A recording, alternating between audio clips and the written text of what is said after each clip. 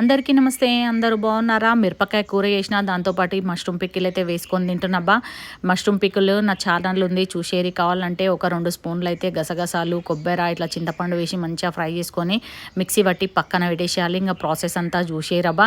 మా పిల్లలకైతే ఒకరికేమో కారం కారం కావాలి కూరలు, ఒకరికేమో పుల్ల పుల్లగా ఉండాలి. అందుకని చెప్పేసి కర్రీ చేస్తున్నా. మిరపకాయలు ఎప్పుడు బజ్జీలు చేసుకోకుండా ఇట్లా కూర చేసుకోరబ్బా, ఖతర్నాక్ ఉంటుంది. ఇంట్లో కొన్ని మామిడికాయ ముక్కలు అయితే వేసేసుకొని మంచిగా టమాటాలు ఇవన్నీ కూడా వేసుకొని మంచిగా మగ్గించుకోవాలబ్బా.